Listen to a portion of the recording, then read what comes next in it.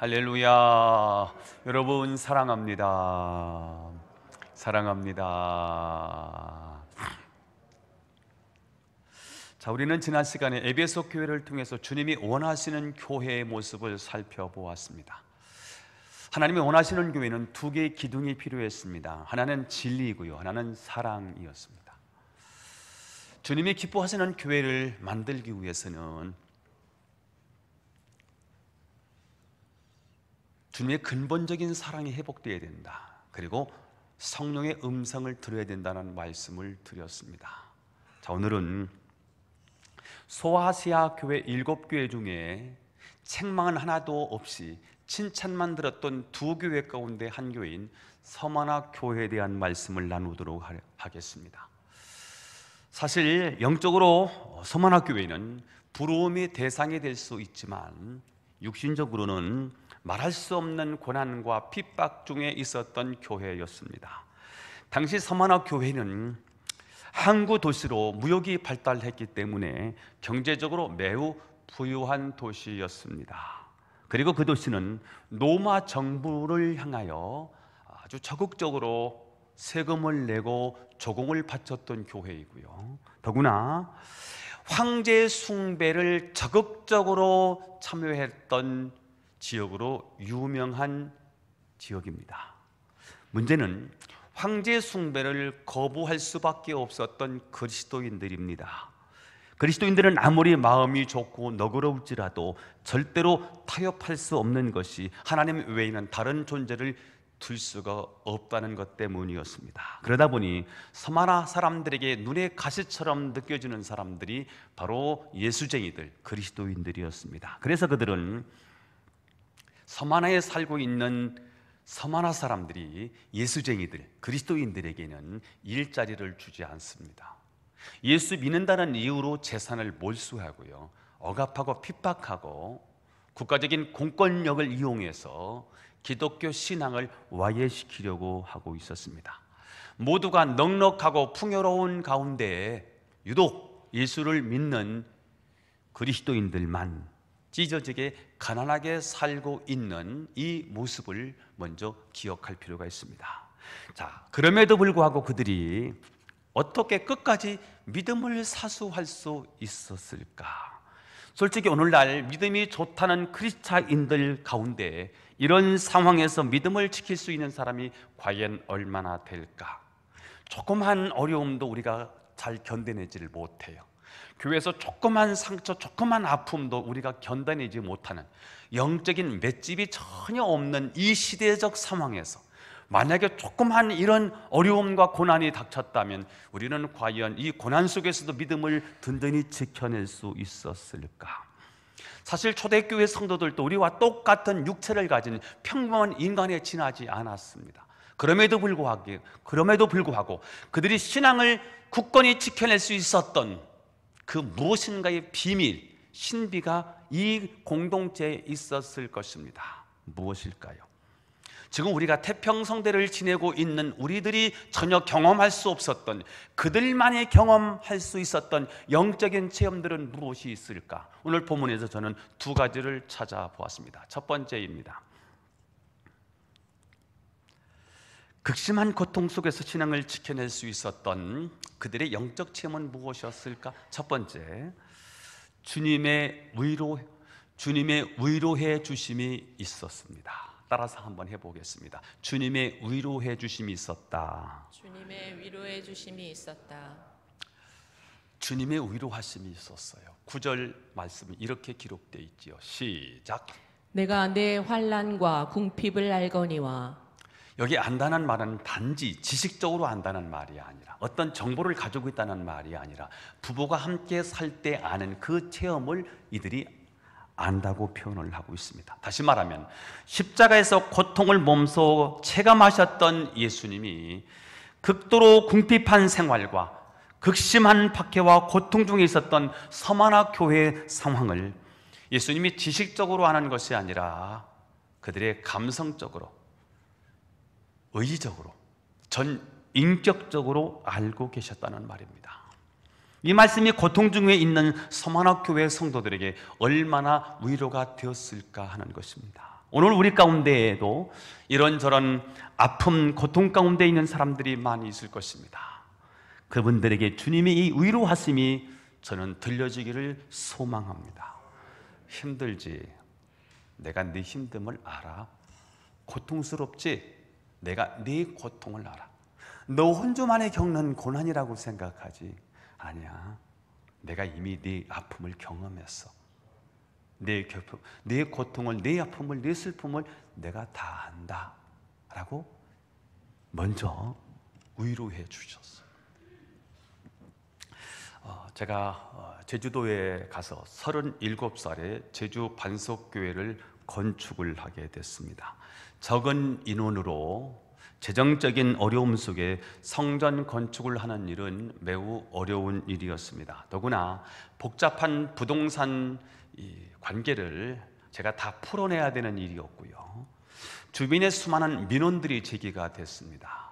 차가 공사하면서 오르락내리락 하다 보니 먼지가 막 일어나니까 주변에 민원이 발생이 돼서 밤 2시, 3시에 저는 쿨쿨 잠을 자고 있는데 문을 두드리면서 행파를 부리는 일들이 여러 번 있었고요. 교회 진입로가 사라졌다고 한 집은 아예 공사 전체를 가로막아야 되겠다 싶어서 자기 자가용으로 도로를 다 막았습니다. 진입로를 막아서 공사를 중단시키는 일들이 있었습니다. 교회에 교인들은 얼마 없고요. 성전 건축을 해야 되는 이 부담 속에 은행 빚을 얻어야 되는 이런 여러 가지 일들이 있었습니다. 자, 이렇게 크고 작은 여러 가지 일들을 진행하면서 많은 상처와 아픔이 있었습니다. 그러는 과정에 성전 공사가 마무리되고 성전 봉헌 예배를 드릴 수 있었습니다. 당시 성전 공사가 마쳐지고 성전을 건축하면 교회가 부흥된다는 것은 정설이었습니다. 그러나 교회를 짓고 났는데도 불구하고 교회가 부흥되지를 않았습니다. 자, 그런데 우리 감리교 본부에 한 8억의 지원을 받고 제주도에 한 제주 제1교회가 개척이 됐는데 그 교회는 교회 건축을 끝내고 아파트 단지가 막 밀려오기 시작하면서 그 교회는 삽시간에 50명, 60명이 막 모여들기 시작했고 그 소문이 저에게 들렸습니다. 교회 한 중직자 한 분이 저한테 찾아오셔서 이렇게 말씀하셨습니다. 옆에 교회는 부흥을 하는데 왜 우리 교회는 부흥이 되지 않습니까? 이 질문은 저에게 이렇게 들렸습니다. 다 담임 목사 당신이 무능하기 때문이다. 당신이 무능해서 교회가 부흥이 되지 않는다. 이렇게 저한테 가슴을 찌르는 이야기였습니다. 자, 그런 가운데 저희 교회 부흥회가 열리게 됐습니다. 그때 강사님이 부흥회 중에 한참 은혜 받고 있는 중에 이 목사님 이렇게 말씀하셨습니다. 여러분, 성전 건축을 하시느라고 수고하셨습니다. 이 일에 담임 목사님이 굉장히 애쓰신 거 여러분 아십니까? 하나부터 열까지 모든 관심이 이 성전 건축이었기 때문에 담임 목사님은 많은 상처와 아픔이 있었을 겁니다. 그리고 지금 너무 지쳐 있습니다. 저는 37살, 38살이었기 때문에 지치다고 생각하지 않았어요. 피곤하다고 생각하지 않았어요. 그냥 무덤덤하게 그냥 정신없이 그렇게 흘러갔거든요. 그런데 이 목사님이 굉장히 지쳤을 겁니다. 여러분, 담임 목사님을 위로해 주셔야 됩니다. 안식년 보내주세요. 휴가비를 많이 주셔서 한번 쉴 수 있도록 해 주셔야 됩니다. 이렇게 말씀을 하셨을 때요, 제가 그 앞에 이 자리에 우리 이건규 장로님 앉아 계신 그 자리에 제가 앉아 있는데요, 제가 울컥한 거예요. 그러면서 눈물이 막 펑펑펑펑 쏟아지기 시작했어요. 그러면서 그 시간 동안 어려웠던 일, 제가 당했던 일들이 막 생각이 나면서요, 막 울컥하면서 눈물을 펑펑 쏟는데, 그리고 집회가 이제 막 막바지에 이르러서요 통성으로 기도를 시키는데요, 막 눈물바다가 막 얼마나 눈물을 많이 흘렸는지 몰라요. 그때 제가 어떤 음성으로 들렸냐면, 아니 교인들도 아무도 모르는데 하나님이 내 아픔을 알고 계셨구나. 하나님이 내가 지쳐 있음을 하나님이 알고 계셨구나. 아, 하나님이 위로해 주시더라고요. 여러분, 오늘 그런 위로와 그런 격려가 오늘 서문학교회에 있었다는 거예요. 힘든 일로 아파하는 사람에게 건네는 여러분의 따뜻한 한마디는요, 상대방을, 힘들고 어려운 그 사람을 살려낼 수 있습니다. 저는 우리의 작은 섬김을 통해서 하나님이 일하고 계시다는 사실을 기억하면서 주변의 사람들을 보는 거예요. 저들에게도 따뜻한 격려가 필요할 거예요. 저들에게도 나의 따뜻한 한마디의 위로가 필요할 거예요. 내 따뜻한 말 한마디가요, 저의 상처와 아픔을 다 녹일 수 있고요, 치료할 수 있다는 사실이지요. 오늘 서문학교회가 핍박 속에서 고난 속에서도 참고 견디며 승리할 수 있었던 그 영적 체험은 무엇일까? 하나님의 위로해 주심, 하나님의 격려해 주심이 있었습니다. 저는 오늘 이 시대 하나님으로부터 격려와 위로를 받은 저와 여러분이 아직 상처와 아픔에서 헤어나지 못하고 있는 그 사람을 향해서 저는 여러분의 따뜻한 한마디로 그들을 살려내고 그들을 위로해 줄 수 있는 진정한 격려자가 될 수 있기를 예수님의 이름으로 축원합니다. 환난이 있었습니다. 핍박이 있었습니다. 찢어지게 가난해서 내일 미래를 꿈꿀 수 없을 만큼 절망 속에 살아가고 있습니다. 그런데도 불구하고 그들이 어떻게 믿음을 지켜낼 수 있었을까? 첫째는 위로하심이었다면, 두 번째는 우리의 주님의 인정해 주심이었습니다.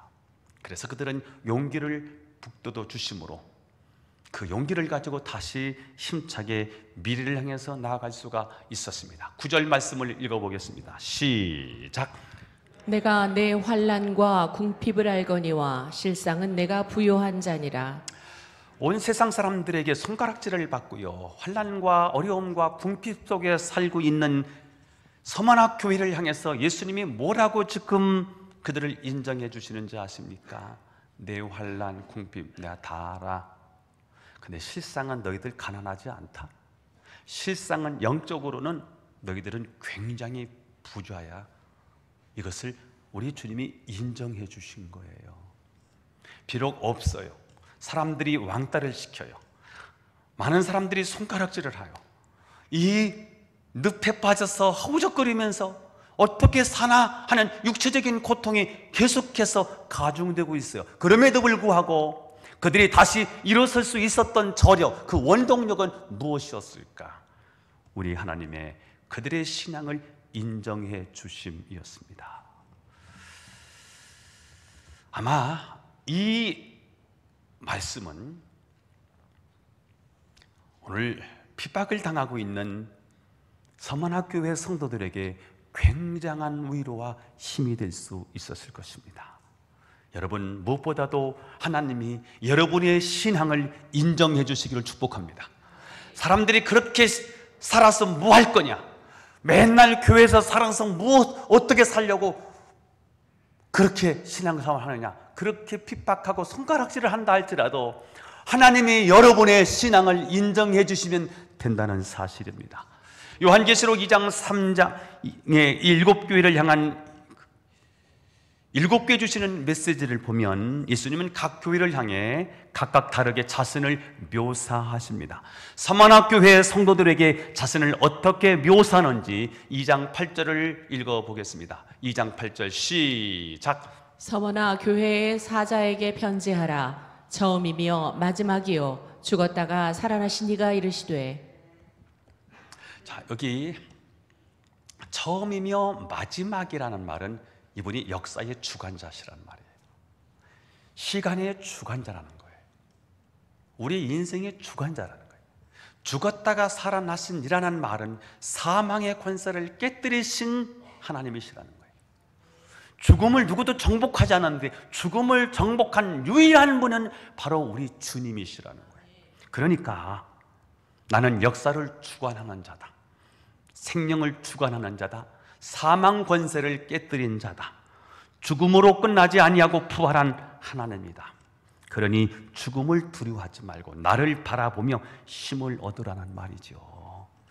여러분, 역사를 주관하시고 생명을 주관하시는 하나님이 우리의 고통을 위로해 주신다면 얼마나 큰 능력과 위로가 되겠어요. 나를 위로해 주시는 분은 누구신가? 누군가가 나보다 조금 앞선 분이 나를 격려하고 위로해도 힘이 되는데, 우리를 위로하시고 우리를 인정하시는 분이 누구냐 하면 그분은 역사의 주관자이신 거예요. 처음과 끝을 다 아시는 분이세요.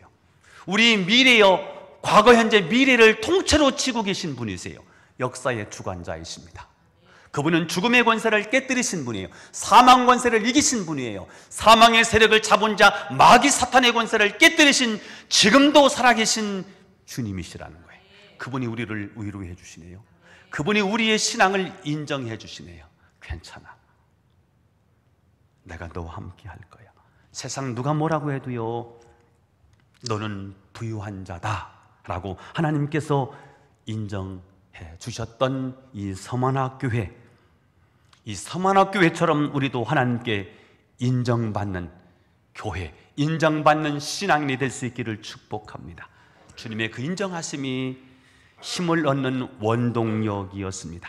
서만화교회의 두 가지 신비, 주님의 위로하심과 인정하심을 저는 우리 교회가 늘 공급받는 교회가 될 수 있기를 예수님의 이름으로 축원합니다. 정리하고 넘어가겠습니다. 서만화교회에 처해 있는 현실은 아픔이었습니다. 고통이었습니다. 괴로움이었습니다. 절망이었습니다. 미래가 암울했습니다. 현실적으로 너무 고통스러운 삶이 계속해서 반복적으로 이루어지고 있습니다.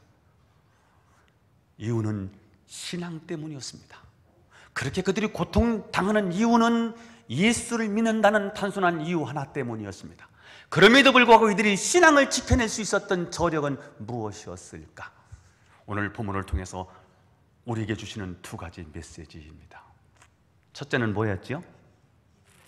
하나님의 위로하심이었습니다. 두 번째는 하나님의 인정하심이었습니다.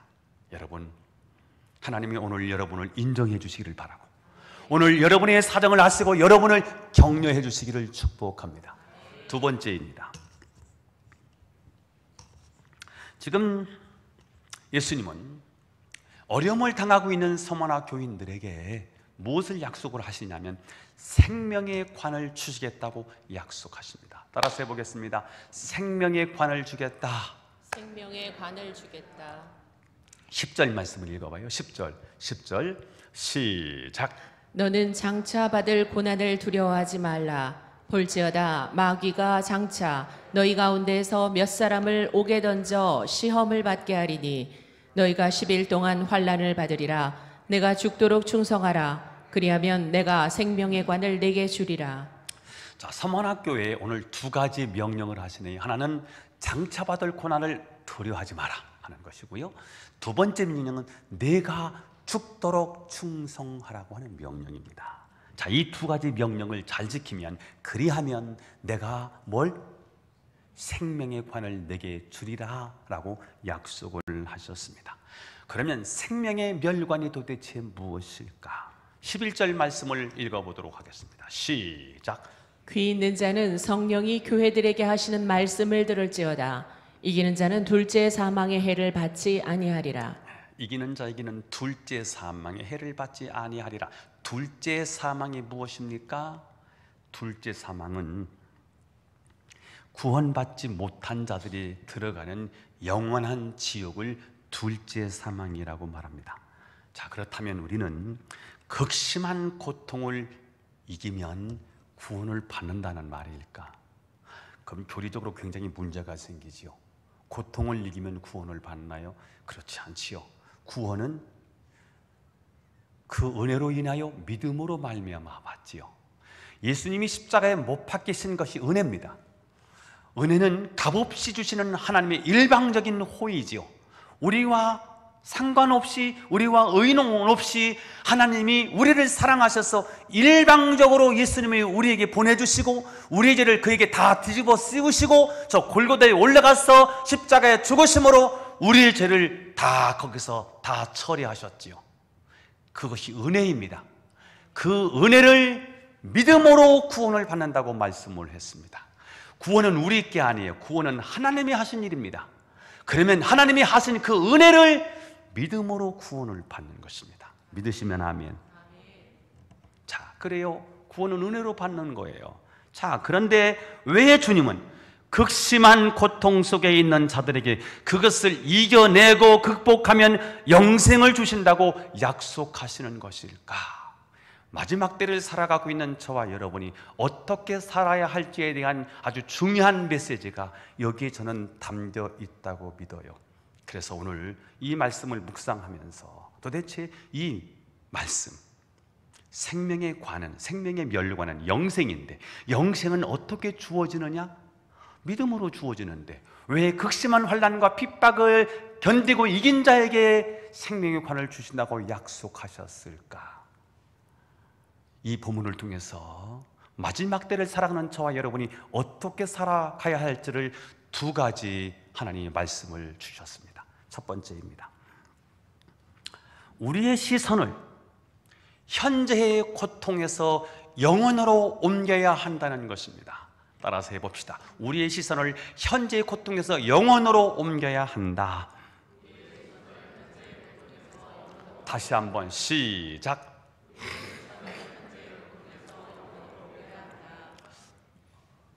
우리의 시선을 현재의 고통에서 영원으로 옮겨야 한다. 우리가 고통을 당할 때 우리의 시선은 온통 현재의 어려움에 쏠리게 되어 있습니다. 무릎이 아프니까요, 다른 데는요 신경도 안 쓰는데 온통 무릎에만 신경을 쓰는 거예요. 여러분, 새끼손가락에 하나 가시가 찔렸는데요, 그 가시가 박혀가지고 굉장히 괴롭히지요.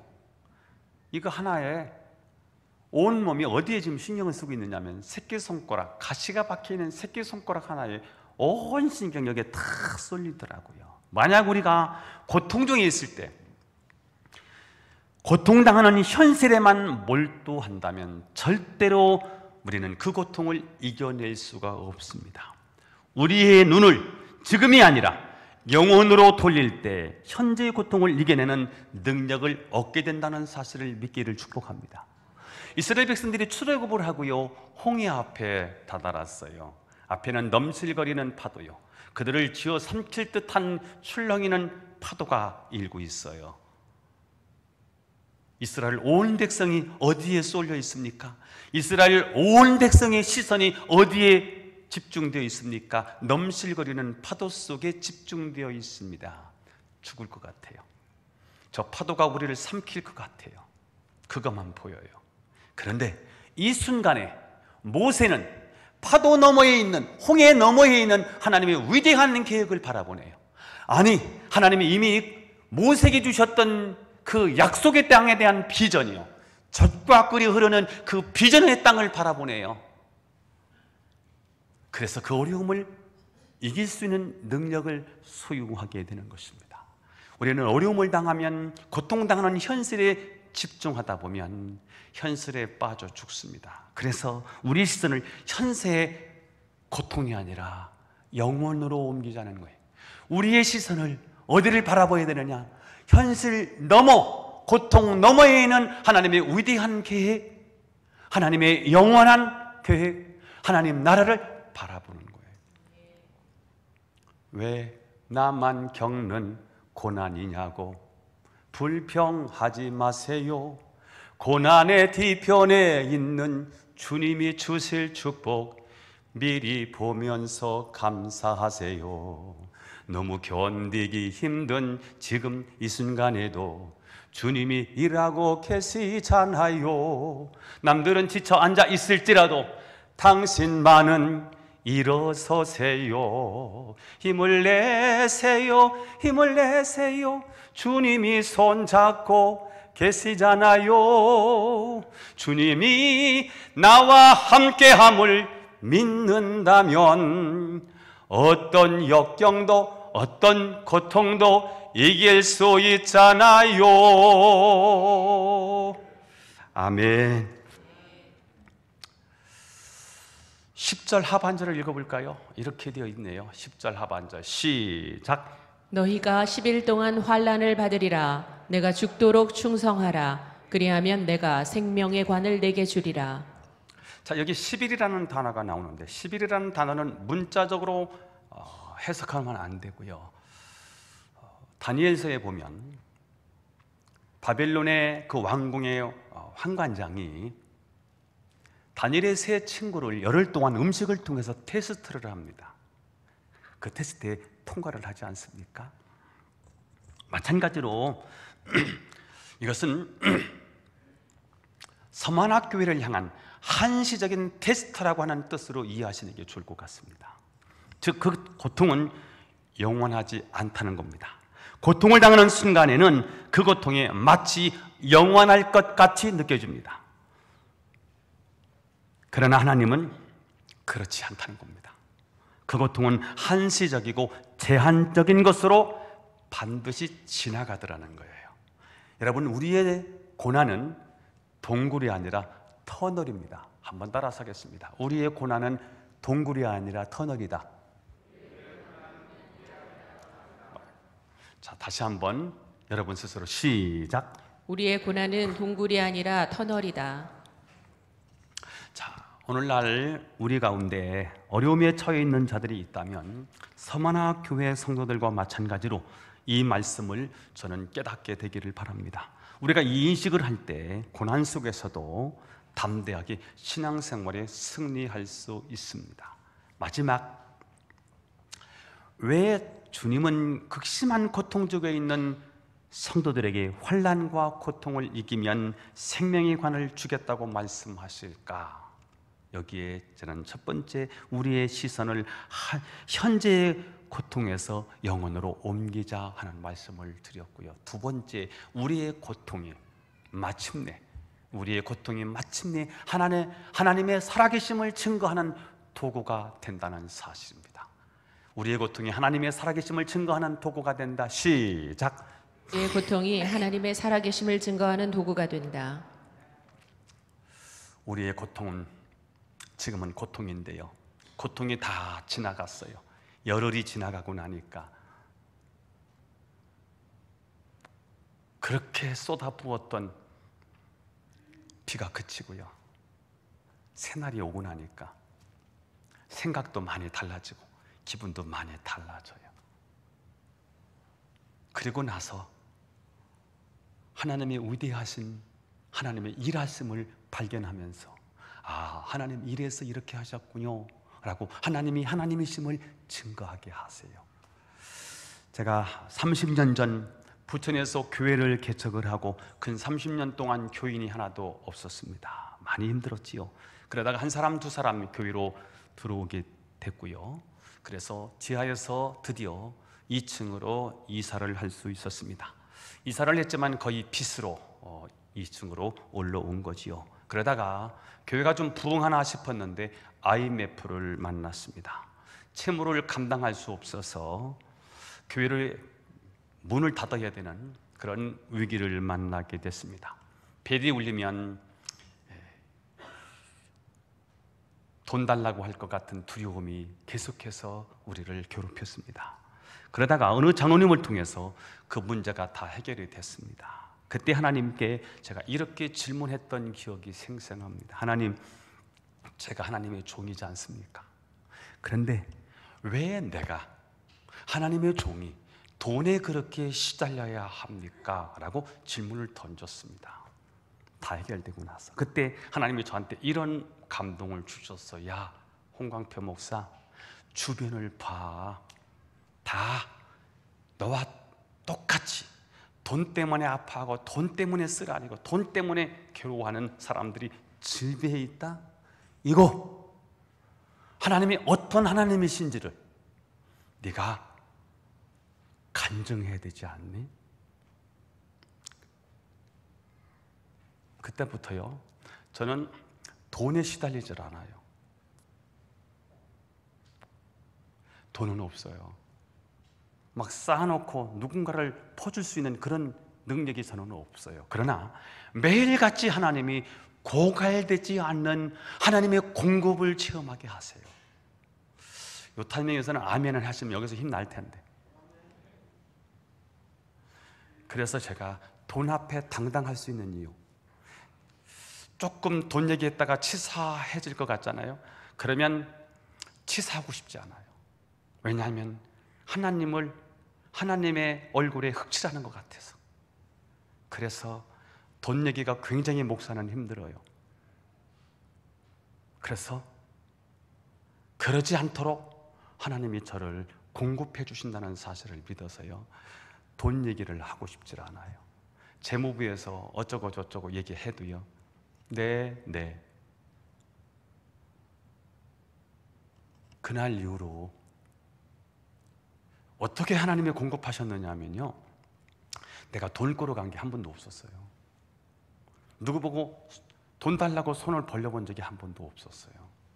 제가 목회를 시작할 때 3가지 원칙을 세웠다고 언젠가 말씀을 드렸을 거예요. 첫 번째, 목사가 치사하게 돈 얘기하지 말자. 돈 달라고 어디 가서 그런 얘기하지 말자. 차라리 굶어 죽었으면 죽었지 그 짓 하지 말자. 두 번째, 힘들다고 우리 와이프를 직장에 내보내서 돈 벌게 하지 말자. 다른 사람들은 돈을 벌어도요, 우리 집사람 내 옆에다가 앉혀놓고 같이 목회를 하고 싶었기 때문이었고요.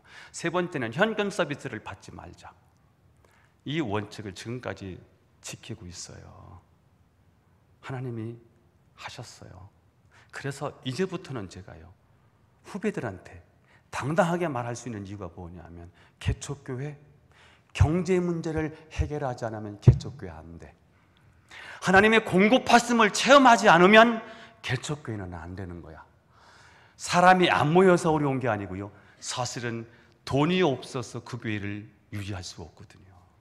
그래서 반드시 하나님의 공급하심을 체험해야 된다, 이렇게 제가 후배들한테 이야기를 해주고 있습니다. 하나님은 왜 나를 30년 전 밑바닥 같은 초라한 인생의 과정을 겪게 하셨을까? 왜 극심한 터널을 지나는 인생의 밤을 겪게 하셨을까? 바로 하나님은 그 일을 통해서 열방에 하나님의 살아계심을 증거하기를 원하셨다는 사실입니다. 내가 인생의 밑바닥을 지나고 있던 30대 초반에, 그때는요, 그 삶이 영원할 것처럼 느껴졌습니다. 도대체 어떤 희망도 빛도 보이지를 않았습니다. 절망의 습에 빠져서 그저 신음소리밖에 나지를 않았습니다. 그 고통은 끝날 조짐이 보이지를 않았습니다. 그런데 지나고 보니까 하나님의 말씀처럼 그저 열흘이었습니다. 열흘. 제주에서 성전 건축을 한 후에 한 중직자의 배신으로 제가 큰 상처를 받고 견딜 수가 없는 우울증에 사로잡혀서 이 사람들하고 나는 더 이상 신앙생활을 할 수가 없다. 교회를 임지를 옮겨야 되겠다. 그렇게 저희 집사람하고 서로 나누었어요. 그때 이것저것에서 저를 콜하는 교회들이 막 일어났어요. 가장 먼저 모건대학교 생활관장으로 저보고 오라는 거예요. 그러면 제가 하지 못했던 공부도 하고 교수의 길이 열릴 거라고 생각을 했었습니다. 그래서 거기로 가야 될까? 그러다가 또 친구들이 전화가 와서 이리저리 우리 교회의 내막을, 내 아픔을 잘 모르지만 친구들이 전화가 왔을 때 제가 굉장히 유혹이 됐습니다. 그때 우리 집사람이 이렇게 말렸습니다. 여보, 성전 건축만 하라고 우리를 여기에 보내주셨을까요?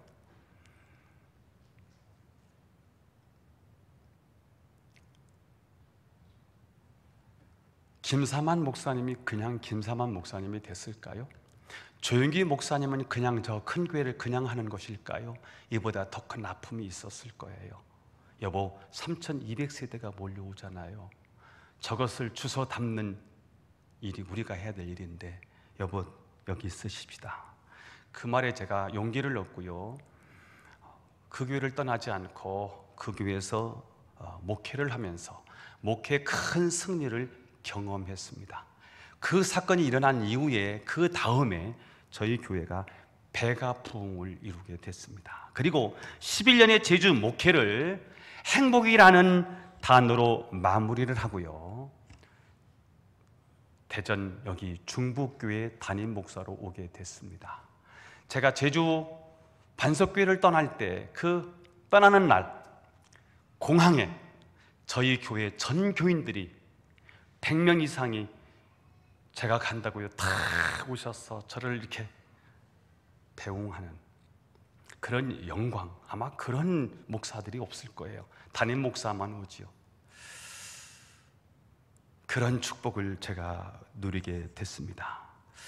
지지난주에 어느 후배 목사님이 자기네 교회 장로님이 자기 마음을 너무 아프게 했다고, 저 장로님하고 도저히 목회를 할 수 없다고 목사님 교회를 옮겨주십시오라고 전화를 하셨어요. 제가 그분에게 이렇게 말했습니다. 그냥 있는 게 좋을 것 같습니다. 그리고 제가 여러분에게 지금 드렸던 이야기를 그대로 말씀을 드렸어요. 목사님, 어려울 때 가는 것은 도피입니다. 누가 미흡다고 그 교회를 떠나는 것은 그거는 도피입니다. 도피는 하나님의 방법이 아닙니다. 온 교우들이 박수를 쳐주고 잘 가시라고 이렇게 해줘야 그게 하나님의 축복일 겁니다. 목사님 참으세요. 어딜 가도요, 그 고개를 넘지 못하면 그 교회를 떠나서 다른 교회를 가도 그 교회를 또 넘어야 될 거예요. 힘들지만 목사님 참고 인내하시면 하나님이 한국교회에 목사님을 큰 위대한 목사님으로 사용하실 것 같아요. 부부하고 한번 상의 좀 하세요 하고 났는데 그 다음날 전화를 주셨어요.